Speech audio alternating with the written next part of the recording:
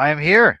It's me, Paul Herman, your host, and thank you for joining us. If you haven't already, again, I'm really bad about this. But I'm gonna try to get better this year. This year, I'm gonna get better about it. I'm gonna say like the video, subscribe, because I guess it's how people like learn about you. And if you don't do that stuff, then people like don't like learn about you and don't care, and then unsubscribe from you, and it gets really bummer. But anyway, yeah. So this year, I'm gonna try to do a couple things differently. A couple things, tweaking by a little bit. I'm gonna do at least one show a week. That's my goal, and it's probably gonna be Wednesdays or Thursdays or Tuesdays. So just kind of throw that out there right now. So Tuesdays and Thursdays will be the comic binge days. I'm gonna try to hopefully on some weeks get two videos out. We'll see what happens. My goal was last year when I started this whole thing was to basically start do videos, but I just don't have enough time between with for editing, like more essay like videos, because with between my kid and with writing comic books and reading comic books and doing other shows, it's gonna be impossible. So I pretty much thrown that idea out the window. I'll come back to it maybe in 10 years if I'm still doing this, but yeah, 2022 will be the year of the binge. Hopefully, I'm gonna hopefully have a lot more guests on there. Obviously, I'm gonna have my boy Alex Grant eventually come on every more as he lets me. Alex, if you're watching this, I love you. He's really busy, so when I get him on, it's always really special. But I've got lots of awesome guests. I'm hoping to plan on having on the show. A lot of friends, a lot of hopefully new friends I'll meet here. I got a great show I think next week with for the Hawkeye required reading, and after Hawkeye required reading, I'm gonna do eventually the Spider-Man Far From Home required reading. If you don't know what required readings, the MCU required readings that is basically what I go in and I get some comic books for if you loved watching next week's gonna be Hawkeye. I've got a couple of comic books or a number of comic books for Hawkeye that you're gonna get super pumped about. You're gonna be jazzed about it, and I'm gonna be like, yo, you want more comic books after watching Hawkeye? Here you go. And I'm not talking about Matt Fraction stuff. No, I'm not talking about that because that's not my thing. So anyway, that's gonna be a lot of fun. Got a fun guest announced for that. Again, fingers crossed it's going to work out. And after that, we'll eventually do the Spider-Man one. We got some other good things going. I'm going to try to keep planning. Again, I'm not a very good planner with this stuff, but I'm going to give it a shot. So anyway, really excited to do today's show. Today's show will be Batgirl Year One. We're going to talk a little bit about the new costume reveal from the new HBO Max movie, which I'm not sure if it's HBO Max or doing a theatrical run. I don't know. I can't tell anymore. But we're going to cover Year One today, and of course, I'm always usually joined by my good friend. I even say good friend, one of my best friends, Chris Clow, my co-host. Mr. Clow, how are you, sir? Hey, I'm doing all right, man. How are you? I'm all right. I'm all right. I think I found like my comfortable way of doing the show now live with the headset. The headset, I feel more me. Not gonna lie, I feel more at home. I'm Feels my surprised that jam. you want to wear it considering how much you wear it during the day. That's all. You know what? Like you would think that, but I think I feel like more relaxed like this. I don't know what it is. Like when I have to go like this for a microphone all the time. It's just kind of annoying. So this just feels good. I This feels understand. good. Yeah, Yeah, this feels good. cool. So so today we're gonna talk about Batgirl, and I know last week there was a big discussion. They dropped the costume, which you kind of see behind me. I'm gonna obviously drop the actual thing right now here too, which is here. Let me see if I can get out of here. Oh gosh, I'm not prepared, guys. Be prepared. So this right here is the costume, and I gotta tell you, Chris, you move over for me. Come on, just do me a favor. Move over for me. Come on, to the right, to the Oh, stage right, oh, whatever. Yeah, there you go. hi. Hi. See, I like this. This is much cooler. I It's so this awkward for me, but I'm glad you're enjoying Oh, it. stop it. Not that awkward. You're fine. Hey. So this is really exciting. This was dropped kind of out of nowhere. And obviously, when they do this stuff for superhero films, this is more like, hey, we're going to be, filming during the day. We don't want it to leak and look crappy. We want to show you what it looks like under a good filter, lighting, all that jazz. And I got to tell you, I was not expecting the purple like suit at all. Yeah. Like, not. I was taken aback by that. I gotta tell you, I think this looks incredible. I think this is for a purple outfit like this to be out. It just feels like Batgirl, and it doesn't look stupid. It feels very fresh, but it feels very again fresh is probably the best way I would say it. And I'm a big costume guy. That's why I read the stuff. for superheroes anyway is costumes. I love costumes. Give me more costumes. And this I feel is a little bit obviously a throwback to the '60s show, mashed with the original Batgirl costume. And I love the aesthetic, man. I think this is great. I don't know. There's something about this. I think this works really well. Which, if you would have told me before, Chris, that this costume is going to be uh, the costume, I'd be like, I don't know about that. But seeing it in action, or just seeing it on like a still right now, I'm pretty impressed. So I know it got, at least from the circles that I circle in, which is a lot of Batman fans. So they all seem to like it. I'm curious. I kind of know your opinion, but what's your take on this? I think it works for what they're going for. It seems very inspired by a run in the comics right after Gail Simone left the New 52. The Batgirl of Burnside is issues 35 through 40, I think, maybe a little after that. It looks ripped right off of those pages, which is like a more kind of homemade kind of feel, which considering that it seems like Barbara is jumping into the fray in this movie as kind of a free agent. It makes sense that she would fashion it herself, very much like she does in year one. Um, my personal tastes are a little bit. I mean, I tend to prefer more of like the later seasons of Batman the Animated Series and the first part of the New 52, which I like the black Batgirl costume, but it's just a personal preference. I think this looks good, and it looks particularly good on her. Right. So that's obviously going to be the guiding principle for it. And I'm going to be interested to see exactly what the story mechanisms are that allow her to operate in this. But you're totally right in pegging the 60s influence too.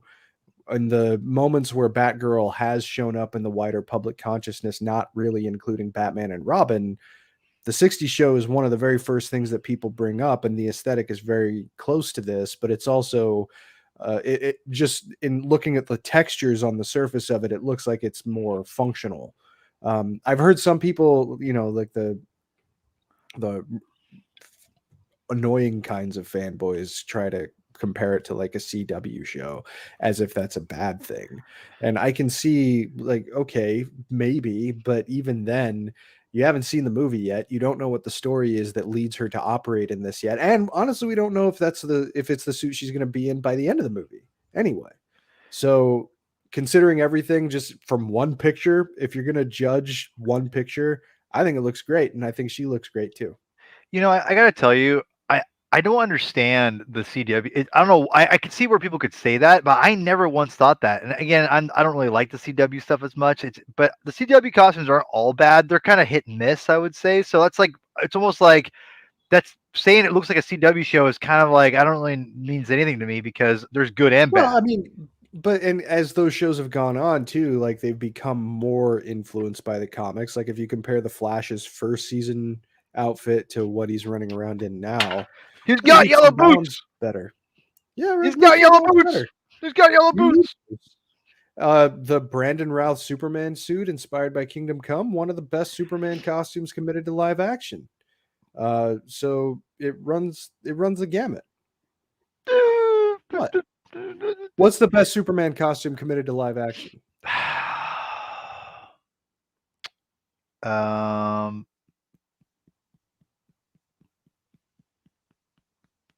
Superman 77. Yeah, probably. And it's very much descended from that. It's just Anyway, got the Kingdom Come logo. so seeing this last week inspired me because one of the reason why we're even talking about this at all right now is because the actress, and I'm terrible with names. If you've listened to the MCU fan show, you'll know that I suck at remembering anything. But she had posted the actress on her Instagram or Twitter, whatever it was, whatever her social media outlets. She basically tweeted out a line from I believe it's year one, correct? Yeah. And I didn't go back, and again, if I was more prepared and more professional, I would get it and post it. But I don't do that crap because I don't care.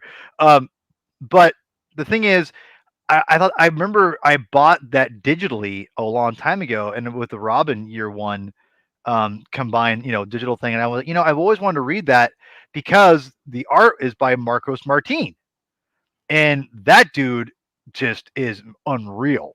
And Mhm. it written by Chuck Dixon too, and I know Scott Beatty or Beatty or whatever. I'm not sure how you pronounce it. We'll talk more about that in a second. But I was like, wow, like they're actually, she actually used that comic book to kind of, to basically explain the kind of the aesthetic they're going for in the costume and probably the show too. Yeah.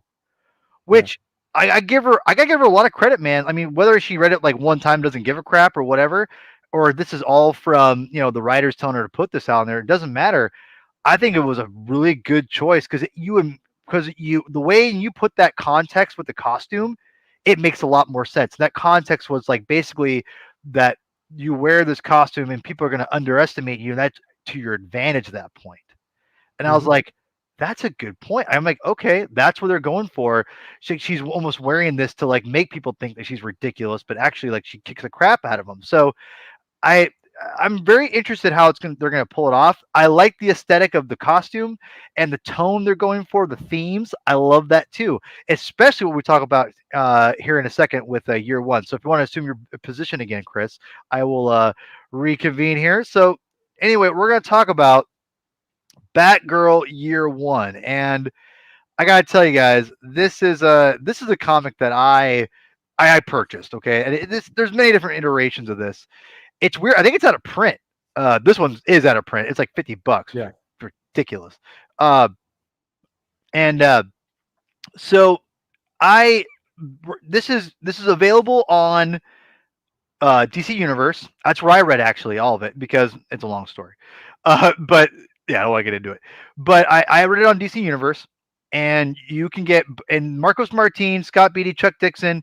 They all worked on the both of these series, which is Batman or Batman, Batgirl and Robin Year One. I thought they were one story together. That's what I always. But then I realized, oh, actually, no, they're two separate stories. They just put together because of the same writing and creative team, basically. Is that right? I don't think Martine was the. Oh no, wait. I guess he did work on it a little bit. It was him and Javier Polito that were. Oh, was Yeah. it? Okay, So yeah, okay, yeah, okay. So I so when I found that out, I'm like, okay, cool, that's fine, that's fine. So I went and I think this is the cover for the main one. This is iconic, man. This cover for this is the last issue of Batgirl Year One, which is 9 issues. That old DC Comics logo is Chef's Kiss. Mwah, I love it so much. Um, this cover is iconic, man. The Marcos Martin cover. This is just incredible. This is fantastic work. I love it. This is what the hardcover or what the graphic novel version is right now, and I don't know if this is out of print or not. I'm assuming it probably is because everything's out of print. It seems like. Um, but no, this is where if you're looking for it, year one. I think this is going for like $30 online, but I think it's extended. It's like 9 issues plus some other stuff on it. But either way, this is this is great. Yeah, a great cover. So getting into it, what is your take, Chris? Like, when did you read Batgirl year one? Oh God. Middle school, I think, for the Wow. first time. While ago. I think it was one of the few comics actually that was in my middle school library because there weren't very many. Wait, And this is I, in your library? yeah, Holy crap. All right. yeah, I'm not sure why, but it was like there were only a few comics that were in my public school libraries. This was one of them. 50s collection of Batman stories, and I think a big, thick hardcover of the first like 14 or 15 issues of Ultimate Spider-Man. For some reason, like it was those three that were in Ultimate my Spider-Man library. is a really good I think library book for kids. So that I mean for Oh yeah. I think I'm not the biggest Ultimate fan as far as like what they did, but I think for that kind of thing it makes a lot of sense. So, Right, yeah, but sure. I mean, yeah, and I read it voraciously, and it was really kind of one of my first major exposures to an ongoing Spider-Man series since I came back into comics from when I read them when I was a kid. But no, this story was it really kind of laid a lot of the groundwork for impressions that I would develop later for stories that take place relatively early in Batman's career. And I mean, it just made me fall in love with Marcos Martin. I love pretty Yeah. much everything that that guy does. When he started doing more regular work on ASM, for instance, I was just over the moon about it because the guy's work is world class as far as I'm concerned. Um, but you know, Beatty and Dixon, two guys who know Gotham City inside and out. And the nice thing about the way that the story plays out is just that the relationships feel very authentic between everybody, you know, and Yeah. this story does a particularly good job of juggling a lot of different relationships all at the same time, whether it's Barbara and her father, or even Bruce and Dick. You know, there's a tete-a-tete there. Bruce and Alfred, and Mm. Barbara and everybody else in the quote unquote Bat family, and even Killer Moth and Firefly. You know, there's a fair amount of good Yeah. character work that's done there. So I thought this story was spectacular. Revisiting it, it was just as good as it was the first time I read it, Yeah. and it's a beautiful book. So yeah, I can't recommend this enough. And if this really is the basis for live action adaptations version of Barbara, then I am all for it. I gotta tell you, I when I started reading this, I knew I was gonna like it because it's Chuck Dixon.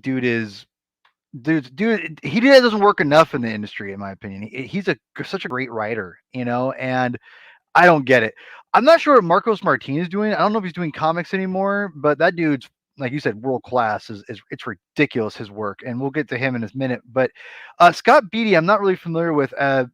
What has he done before or around year one? Obviously, he's got. You said he knows it really well, so he must have ties to Batman. I'm assuming. Oh, he's his name is all over Batman stuff. I mean, he's done a bunch of different Secret Files and Origins. His name is in like the Batman Begins comics adaptations. He's done stuff for No Man's Land. He wrote a Hmm. few issues of one of the animated adaptations of like the Batman, and I think Justice League, the JL animated series book, DC holiday specials. He and Dixon did a Joker miniseries. He also collaborated with Dixon on Nightwing Year One, which Oh, was it was monthly in the Nightwing book, and I love that story too. who did the art for Um, that? Marcus that was Martin. Scott McDaniel. Oh, damn. So it was a monthly because it was part of I the I monthly know, grind. I know. It I had was to. Yeah, I was it hoping was because Marcus actually Martin is awesome. oh no, it would have been cool. I mean, that would Oh yeah, certainly it would have would been have been nice, awesome. but Yeah, right, right. that was like right after issue 100 of Nightwing, so it was 101 through 106. And it was one of the things that I loved about that story is that they actually canonized that Dick got the name of Nightwing from the Kryptonian Nightwing. Like Superman told him the Right. story of the Kryptonian Nightwing, and Dick decided to take that as his new name. And I thought that Mhm. that was a brilliant kind of stroke. But no, I mean, he collaborated a lot with Chuck Dixon, and he did some stuff with Carl Kessel, but he did DC stuff, particularly the Batman corner of DC, for years. Yeah, yeah. So I wasn't familiar with it, but either way, when I initially started reading this book, I mean, I don't know what the method they did. I'm not sure if it was again Marvel style, but either way, and again, for those who don't know what Marvel style is when the artist basically knows the plot of the story and they knows the beats and they pretty much just fill out the book and then the writer comes in and puts dialogue over everything and what have you. Now, I don't think it's that probably that way, but it definitely is so art heavy. Beatty and Dixon just let Marcos. It feels let him have full control of the story because his pacing is just unreal and his depictions are very what I would call this story is it feels very like Batman the animated series, but it feels like an actual comic book. Like it's not just the people doing versions of those characters, but it feels very a part of that world in a sense. But it also feels very much in the regular DC universe that we're always used to. It doesn't feel like we're getting like, oh, this is that version. It feels like they mashed those two things together. And again, Marcos Martin's a very distinct artist, a very amazing artist. But I was blown away of just how well he really gives you this impression of how Barbara is being underestimated throughout the story visually. Obviously, you're told that all over the place of how, as the narration goes, as Barbara's telling you, but there's a lot of visual representation of what she's kind of doing. And I meant to grab a page from one of the comics that I'm going to try to get to in a second. But either way, I was just blown away how great this was because and I thought about this story too as the movie too, right? The movie is going to give you a lot of different versions of the characters and whatever. But when I was reading this, because we all know the villain of the movie is Firefly, right? And that's what Brandon Fraser is going to be playing. Now, Firefly is not a major. He's a major character, but he's not the major character. I would say. In fact, I would say that the one of the things about the story was kind of odd to me was that the villains were just kind of almost a side effect, if that makes any sense. And that would be my one minor criticism is that the villains are actually really interesting and I like them, but they don't almost.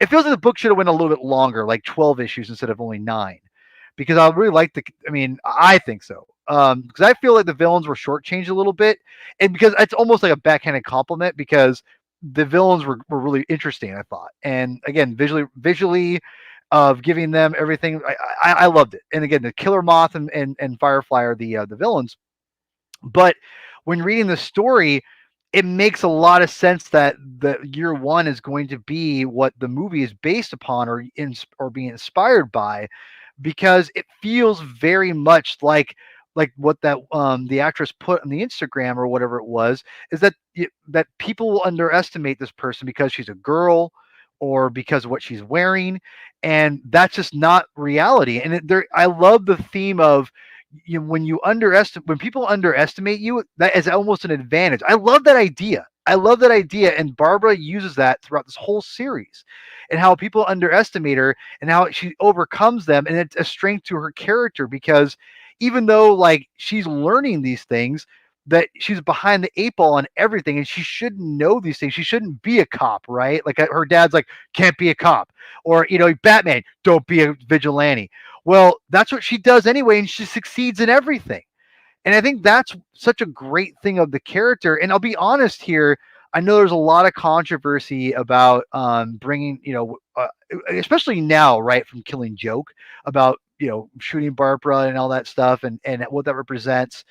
And I understand all those things, but I'm really glad in a sense to where they brought Barbara back, because they've given, I think, again, reading your Batman 3 Jokers a big reason why I love her being back, but this only gives me more credence to the character and how valuable she is of a role model for everybody, for anyone, for girls, women, whatever, but also for people who feel underestimated, who feel that they need someone to look up to, and shows an example of someone persevering when you have these legends like your dad, Jim Gordon, or Batman, or just those people looking down saying, you can't be this, stop, be something else. And she represents for everyone that you have to do what your heart tells you, and that's what will lead you. And that's what she does. And she proves to people that she belongs. And I think that's such a valuable thing. And I don't know. I feel that that was probably one of DC's better ideas of the New 52, of bringing her back. Even though Oracle is a fantastic character too, and there's great themes there. I feel very conflicted about bringing her back. But to me, when I read Three Jokers and I read this totally makes me think, Oracle can be sacrificed, because I feel Batgirl represents a far better representation of or not representation, excuse me, an inspiration for people, I think, to be better than who they are, and to keep persevering over the odds, because even though people count you out and tell you to stop, doesn't mean you should. It just means you have to work harder. And that's what she represents in this comic book. At least that's what I got out of it. Is that what you would kind Well, of take from that? she reclaims her own destiny in a lot of ways, precisely because of what you mentioned in terms of Right. everybody else telling her what to do. It's like other people were writing what her life story was going to be before she had even made the core. She had an idea like this is what I'd like to apply myself to, and everybody just kept telling her no. So she said, "Well, I'll just do it myself," and it's it's a pretty powerful expression when she so forcefully takes control of what she wants to do because she doesn't begin Yeah.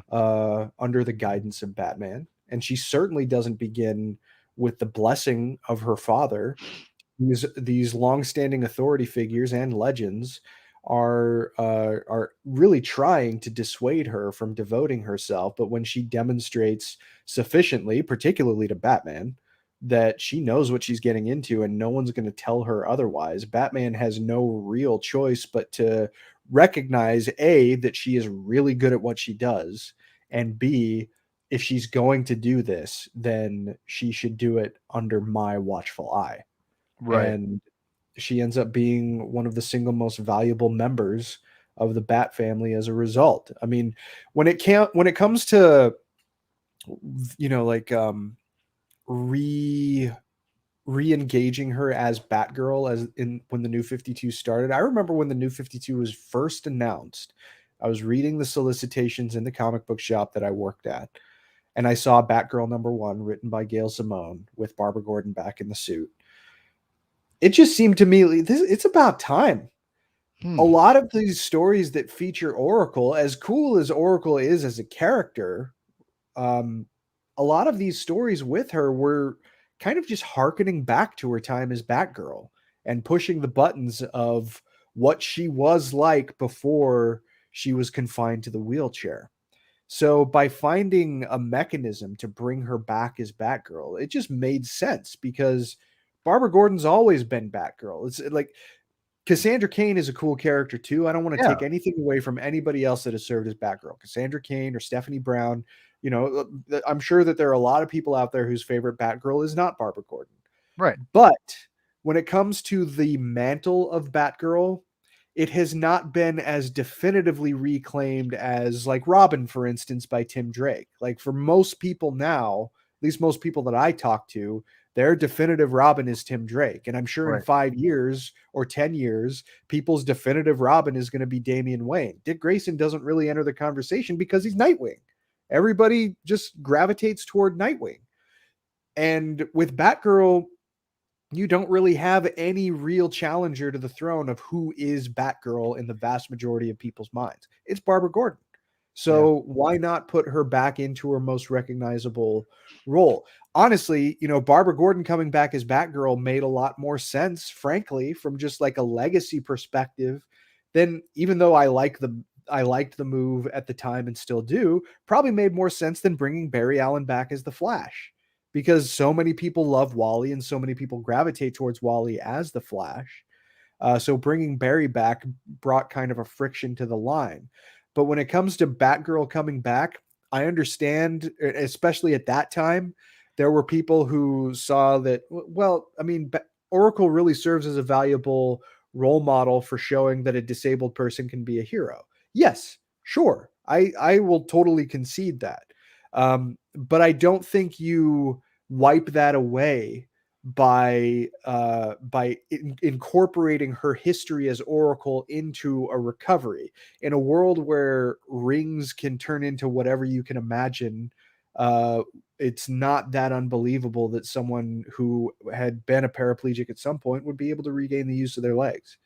So you still have her go through that trauma, and now she has overcome it in a new way. And by bringing her back as Batgirl, it just makes the most legacy sense, I think. No, yeah, totally. I was really surprised how much I really like Barbara Gordon as a character, and I remember reading it, when I was reading Batman, when I got back into comic books in 2005, whatever, and I really enjoyed, um, all those comics that, or I love the Oracle idea of having this great supporting character. I've always liked Barbara Gordon. I just always liked the character. She's just really interesting and very strong. Again, very strong character, and now that I've read a bunch of her as Batgirl, I really I value it so much, especially the Three Jokers being one of my favorite Batman stories ever now. And Batgirl may be This year one story may be one of my favorite DC comics ever too. Like honestly, I freaking love It's this really thing. good. And also too, when it comes to like Killing Joke, it wasn't immediately clear that that story was in continuity until the monthly books started showing Barbara in a wheelchair. Like Right, right, they yeah, just kind of decided that this story is a big deal, so we should incorporate it into the yeah. ongoing history of the And DC I universe. and listen, I Killing Joke's it's a that is a lot to chew on right there, which is not really want to. We'll touch a little bit there in a second, Yeah, but I mean, yeah, we'll touch on I'll that. just leave it at this by saying, I mean, is it that bad to question whether or not she should have been put in the wheelchair in the first place? Well, whatever. Anyway, well, and kind of like talking about the story a little bit more. I do want to talk about how I did like the idea of the Killer Moth and Firefly and how they were kind of. I liked how they were kind of in sync, and again, it definitely made me think about what they're gonna do for the movie with Brandon Fraser's character a little bit. And I'm like, okay, okay. This movie, whatever, and I know it's supposed to be on HBO Max, right? This is not going to be a Yeah. theatrical film. I'm a little bummed. I think they should like just release it for a couple months and then throw it out there, on HBO Max right away. I don't know. I feel this movie is gonna have some legs to it, or some buzz, I should say, because I feel like it's gonna have some pretty. It's gonna be a lot more interesting than people give it credit for, especially if they're using, I think, year one or as a launching or a real deep inspiration, because it makes a lot more sense if you include the Michael Keaton aspect of him training her, and that whole thing does bring a real dynamic idea to it. So I don't know. Well, and it's like the first major in family Batman spinoff. I mean, Birds of Prey came first, Yeah, which I love and Birds of Prey, by the way. I love that movie. Suicide Squad had a fair amount of. I mean, Batman was in Suicide Squad, Yeah, I wouldn't call that a but Batman adjacent like family or a movie or story. well, but just the fact that Harley was in there, I think and the Joker. I mean that Right, it's got a lot of Batman influence in it. right, But right, right. just in terms of like another member of the family, like we haven't heard anything about the supposed Nightwing movie that is supposed to be coming out in a long time. So Barbara is the first one of the extended Bat family to make it into her own movie. Which is Who's to cool. say that they might not decide to pump it into theaters at some point? They could always do that. But either way, I mean, whatever gets it in front of the most eyeballs to, spread the gospel of how awesome this character is, I'm all for. So yeah, and that's a good point. Let's see here. Ah, thank you, Alex. Thank you. I'm glad we've sold you on this. It's guys. Alex. I'm telling you, bro. This thing is rad. And let me show you some art. I want to show you a couple. Again, I don't like revealing too much of pages because I don't want to be like one of those other YouTubers who'll just spoil the whole story and be like, "Here, let me show you." F that. Like like I want people Well, to. and these covers are so awesome that you ain't seen nothing. Trust No, me. no, right, right, right. And I'm going to show you two pages from different comic books of the series that I think should sell you on reading this book. Okay, first one I'm going to show you is what I was like. Martine's on another level, and this is the one I was telling you about. It really kind of gives you an idea. I think thematically, I think Martine does an amazing job of giving an idea of just kind of the world that Barbara's in. And I love this that she's just there's this world outside of her, and she's locked away inside. I know this is kind of also because this is when she was Oracle. They're kind of like they're also foreshadowing Oracle a little bit, but I It always look looks like the clock tower, yeah. right. But at the same time, I do like this picture because it feels like Barbara is isolated and alone, and that there is like again she's almost by herself and she's being like underestimated. Again, that's how I read into it. And she Um, has to deal with annoying guys flirting with her all the time who are still who don't even have enough nerve to ask her out too. That So was great, yeah. And I laughed out loud so many times in this book. It was so cute. It was really cute. It was a cute but serious, fun, rad book, man. This page I think is beautiful. And again, it's a very simple page, but it should yeah. tell you how good the art is when this is a very simple, like just whatever page, and it's fantastic. The next page I want to show you is this one. This is just, Yeah. I mean, this is the, and I want to make this very clear. To me, this is the comic book medium, like why I love this medium so much. Not just because I love superheroes. I love superheroes and I love superhero movies, whatever. But I love the medium of comic books, and this is why. Look how much story and how much you're telling us in this short amount of time, and how good it is.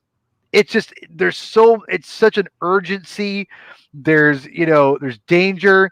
It's like you get so many different emotions from this, and it's just a and not only that, so you're conveying so many different things. There's no dialogue. You don't need dialogue. It's great. You feel the tension. Again, it's all about pacing right here. It's beautiful, and the art is just. It's just this is the, to me. And each level you go down, It gets the number yeah of panels increases, yeah. which is just like Oh, it's the scene genius. is just I and it focuses you in on the time. But the cool thing about comics, you can go slow mo and see this, or you could just read it as quickly as she's moving if you or go want. back or do both. Do really quickly and then go back slowly. I mean, Yeah, that's the beauty of comic books is when you can again you can analyze everything as you go, and it stands still. But when you have the pacing of the page and the story, that to me is what dictates how as you as a reader comprehend and understand the stakes of what's going on in the story. Like you said, Chris, like as the panels go in the pages, every level of panels goes more and more panels to add that tense. It's genius. It's freaking yeah. genius. And And he draws her so emotively too. Like you yes, could see she's panicked, right? mhm, And that's kind of the point. Like I'm not going to give the context to the scene, but that is a big part of what is yeah, taking place in this moment in the story is seeing how she reacts to this highly stressful situation. And right. it's pretty awesome. Yeah, and so I think the whole book is littered with brilliant moments like this, brilliant dramatic moments that Marcus Martin does a great job of emoting. I think his Jim Gordon's beautiful. I mean, I think he Yeah. draws everyone's beautiful, but his Jim Gordon really sticks out to me. It feels very Miller-ish Year One a little bit at times when they because the glass you never see his eyeballs, and I know it's kind of it's not the most He's original got the thing, bushy mustache. Yeah. but I felt with as little emotion as he would like as you would think that you could show, he always gave Gordon the body language. I felt that really gives him that umph. I love it. I thought Marcos Martinez is to me is the reason why you want to read this, but you'll stay loving the dialogue that Chuck and Scott did together, and you'll stay loving the fact you'll love Barbara, the characters. I loved Dick. I love Robin the in way this. that he draws Robin. He's I think that the great. way he draws Robin is and, awesome. and I love how Robin is just a conflicted boy, and Yeah. she just doesn't have time for him, but it also foreshadows their relationship a little bit. I don't know. I thought it was really great. I can't talk about the story enough. This is a phenomenal comic book. Go read this if you're stoked about the new Batgirl comic book or movie that's coming out, and you're excited about all this. You got to go and pick up this on digital.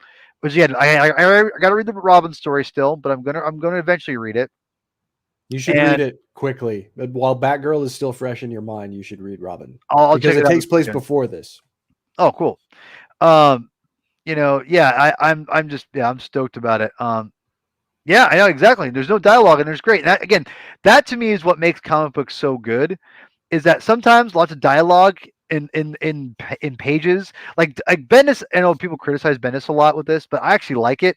I like when Bendis gets really wordy sometimes because he makes it like a part of the page, and like or at least a part of like the art and the way they structure it sometimes, and I think it's cool.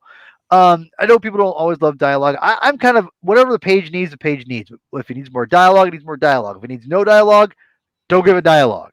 And that's one of the reasons why I love comic books so much is that it feels like I always compared, again, I act like I write comic books for a living. I don't, obviously. I've only written like a little bit.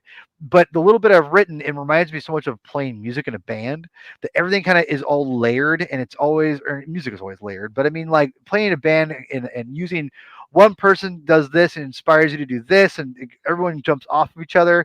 That's what feels like comic books do. And I feel that, in like a band, you sometimes have to like lay low I'm a bass player. I'm not playing like when guys like playing like a simple like riff or whatever. That feels like very much what comic books is as far as like dialogue and art and having it combined because you don't want to have if you put any dialogue on that page, it ruins it. Just does it automatically one thing of dialogue would honestly in my opinion ruin that whole page because it doesn't add anything. It ruins from the intensity of what's going on and the urgency, right? It just would ruin it immediately. So there is a give and a take with dialogue and art and panel structure and layouts. Oh, I love it. I love this medium so goddamn much. Obviously, and yeah. Oh, dude, Marcos Martin, go. That's Yeah, Marcos Martin in a yeah, dude. nutshell. You'll Yeah. go anything you read that he's done, you'll love. It's an automatic love. It's great. That's interesting because if that is truly the case, if Robin is a sequel, then or No, Batgirl's a Batgirl is a sequel, yeah, sequel. Yeah. it doesn't feel that way at all. It feels very much its own thing, which that's a good thing, right? I mean, it's its own story. So, um, yeah. I'm sorry. Here we go. And yeah, oh, I can't wait. I'm looking forward to it. So before we leave, we've got one more comic that Chris wanted to talk about, and Chris, I'll let you kind of introduce this. When I told Chris we're going to do year one based on the movie and kind of get people, kind of get hyped for it a little bit. You want to read this comic book, and of course, when Chris gives me recommendations, I usually ignore it. But this time I decided to actually do it. No, I usually try to read what he gives me. I don't read all of it, but he knows I try. This is the comic book you told me to read, and I'll try to remember to put a description in the YouTube later on about what we read. But it's pretty easy if you watch it, you'll know what we read. But anyway, this is all this is on DC Universe, DC Unlimited, DC, or Infinite, I should say, DC Infinite, what now they call it. So read this, Chris. What made you want to bring this story into the year one thing we're reading? The thing that I like about it is that it does a good job of contextualizing Barbara's place in the larger DC universe. So you can see from this cover image that not only does it feature Zatanna, but it features Wonder Woman. And I think that Barbara's importance in the wider universe that she inhabits is it's underrepresented at times. She stays pretty narrowly tied to Gotham and Gotham centric stories, which is understandable. I mean, she's a member of the Bat family, but I do think that there is value in a story that helps to illustrate who she is and what she can mean to other characters that occupy the DCU. So this is a story in which I believe that Zatanna catches wind of the fact that something is going to befall Batgirl. She doesn't exactly know what it is, but she just wants to give Barbara a nice time out with Zatanna and with Wonder Woman. And it's a really sweet but also kind of bittersweet story that also has a similar artist to the kind of classic but modern style in Cliff Chiang. I think Cliff Chiang is also an unmatched artist in terms of modern comics. And it's written by J. Michael Straczynski. Like he was at DC for what seemed like 15 minutes, even though he actually had his name put on a fair amount of material there after he left Marvel. But he had a really solid run on Brave and the Bold, and this was just a single done in one story that was also kind of sweet, but it also kind of increases, I think anyway, the value that people place on Barbara Gordon and how other characters in the DC universe feel about her. So I thought that that was something that was of value. But I mean, I'm curious about what you Yeah. thought about it. I really like this, and again, we try to not spoil things here because we want people to read these comic books. And again, it's on DC Infinite or whatever. Ryan Lauer and Justin Kowalski do that fun little thing. Yeah, go read it on there. I was pleasantly surprised. I mean, JMS is he's a vet. Dude knows how to write a comic book and write anything. To be honest, I really liked it. It to me one of the lost arts, I think, in the modern comic book age. I know I'm like a broken record, and a lot of old guys like myself are like, "We're the old age," but really, the lost art of the one and done, the 22-page one and done story, is just it's such a great great thing to have, and I just and to read, and this is a great example of that. I feel that you're tying in all this different mythology and different things and different characters, and there's not like a lot of action, but again, we talked about this on the Spidey Dude Network show, Spidey Dude Experience yesterday about comic books in general, that you have a good writer and a good artist combo when there's not a lot of action in the superhero comic book, but like in the 22 pages you just keep flipping through because the pacing and the dialogue are so good. And this is a really heartfelt story because you don't really know what's going to happen with what's why is Zatanna going on. Again, I don't want to reveal it because it was I figured it out at the end, obviously, but I was like, oh, but he does a great job setting it up for it, middle of the story, and then again when he talks about the Delphi, how the god of the whatever it is, you'll read it, you'll understand, and how she explains that to what basically, he basically sets up Wonder Woman and Zatanna too, right? Like he's talking for, it's almost like he's foreshadowing both what they're going to be feeling and also Oracle at the same time. Like he does a great job of using this one little thing. It's a brilliant little issue, man. I got kudos to you for telling me to read it. This is a really damn good issue. Again, this is again, if you want to read good comic books, people, we're telling you, Batgirl Year One, this comic book right here, Brave and the Bold, issue 33. You know, this is great. Like this is great storytelling. This is great stuff. I really can't tell you if you think comic books are it's not that great. I don't think you're gonna find much worse, or not much worse, but much better, like solid storytelling that I think you're going to get from these comic books themselves. I think Batgirl is really, really, really, really good. This is a really good comic book too. So kudos to you, man. This is great. I definitely recommend reading this. A great Barbara Gordon story. What and also from again, I don't know Zatanna very well. I think a great Zatanna story because the little bit I do know of her, she's kind of a conflicted character. It seems like in general, just in general, not gray, but a little conflicted about some things, and it definitely comes across. But I love the kind of the emotional aspect that she brings in this little issue. So yeah, definitely a really good, I think, Barbara Gordon story, like you were saying. Yeah, and I mean, it's just it also gave a really cool look at Cliff Chang doing Wonder Woman before he jumped on the book with Brian Azzarello for the New 52, which is a pretty widely acclaimed run as well. It reminds But me of Terry Dodson's art, to be honest. Not a bad thing. I'm oh, just it's really, you think so? a I little thought bit. it honestly, I feel like it's more stylistically similar, not exactly, but in the same vein as Yeah, Martine. no, And it's very it feels very Silver Golden Age ish yeah, inspired. yeah, Yeah, which it should. I no, mean, I agree 100%. the tone that the issue goes for is very clearly Yeah.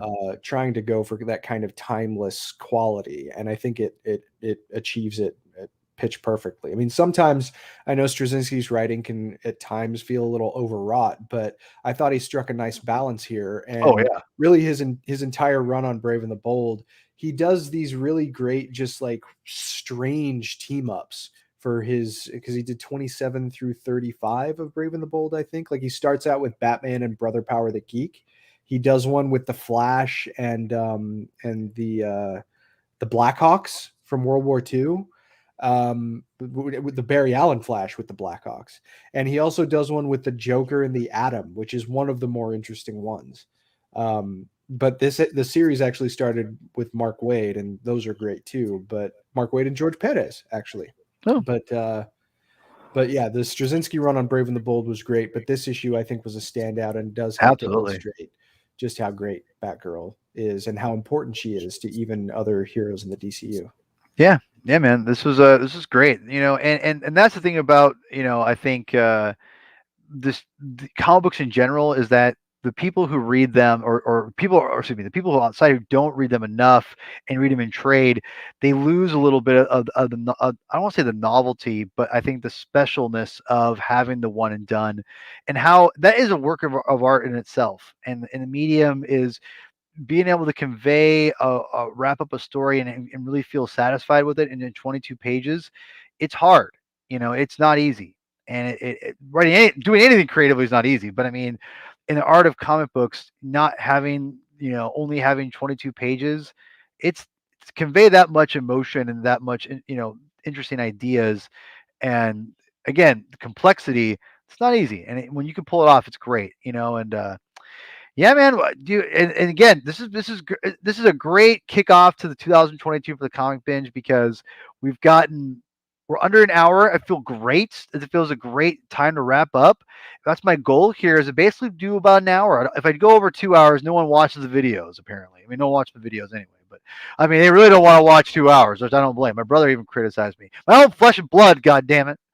He was like, I said, Derek, are you watching this? He goes, no, sorry, man. I'm like, why? Is it, dude, maybe if you did a video, it wasn't like 2 hours freaking long. I'm like, you can watch it in parts. You can watch it in parts, people. You have to watch it all at once. That's what I do.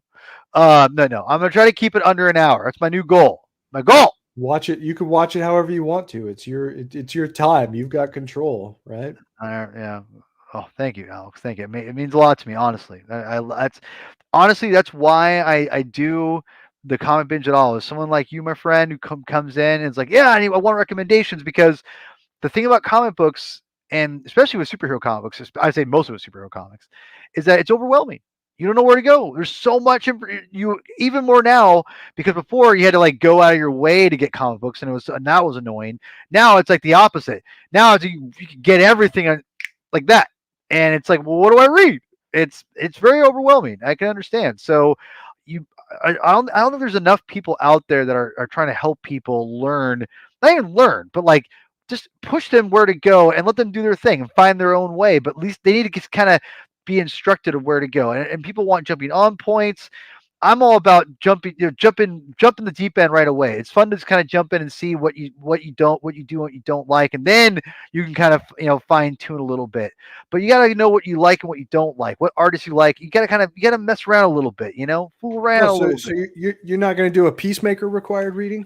Oh, we'll do some Peacemaker stuff. We'll do some Peacemaker stuff. But it's we're just doing some fun things here right now. So anyway, but yeah, next week we're definitely gonna be doing our Hawkeye required reading episode. I'm really excited about that. I freaking love Adam. That's funny to know. I freaking love this guy. And I love you Oh, I too, wanted to share too that because I texted you Andrew. the other day. I finally got this. I Oh, finally that's got it. beautiful. That's Yay! beautiful. And Took really me a quick, long because time. we're under an hour, I can talk about this. And no, this is only like two people are going to watch this. I got this the other day. If you watch the Spider-Man podcast with the Spidey Experience, you already seen this, but get over it. Got this the other day. This is I get all the Spider-Man, Amazing Spider-Man single issues still, but anything adjacent like Symbiote or Nonstop Spider-Man, I'm picking up in trade. So I'm excited to read this. I read the first issues and I liked it. It's really interesting art. Obviously, Chris Pachalo is a very interesting, whatever. I picked this up. Artist. Yes, Artist yeah, is the correct term. you know what I mean. I picked up these two. This is Moon Knights. Oh, Um, nice. Yeah. yeah, and these were out of print for a long time, but now I got them. I've got them digitally, but now I have them physically. Which and for people who don't know, I'm a giant ass Moon Knight fan, except when Max Bemis writes them, because that's terrible. I usually am pretty dedicated to characters. I had to bow out, man. I'm like, I can't take this. This is bad.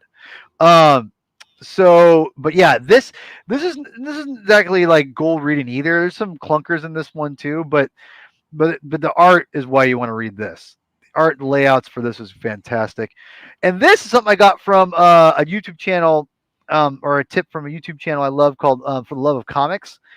And the artist Alberto Bercia. I'm not sure if that's of how I'm pronouncing that, but this looks phenomenal. Hmm.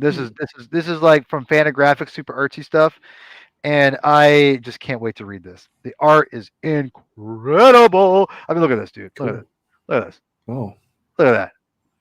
wow. That's just this. Yeah, that's nice. I'm excited about this, and I'm trying to Cool. branch out more and read non superhero stuff, and more independent stuff, and support that and get a different ideas for layouts and and page structures and things like that. My bread and butter is always going to be superheroes comic books. I grew up on them. What I love. It's yeah, it's Yeah, exactly. So anyway, like the video, subscribe. Thanks for watching the video. Again, we're going under an hour, baby. That's the goal. That's the goal, sir. Chris, where can people find you? At Chris Clow on Twitter, CHRISCLOW, which you can see right there.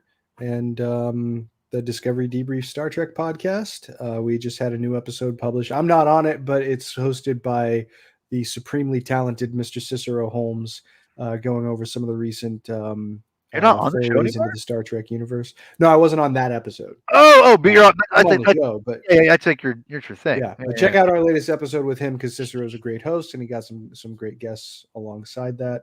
And probably gonna go over to Paul's and see him play on his new PS5 at some point soon. Yes, I got a PS5 for my 40th birthday. It was very exciting. Chris helped my wife, and I've been playing Guardians of the Galaxy, which is a fantastic game, by the way. Love that We'll game. talk about it on the show. We will, because I don't know if you've noticed this, but I have been buying. You haven't noticed it 'cause I haven't showed you, but I got Volume 3, but I have Volumes 1 and 2 as well. So Jim Nice. Valentino, baby. So I'm excited. I've read a lot of this already when I was a kid. I loved the series as a kid. So I'm Mhm. excited to read it.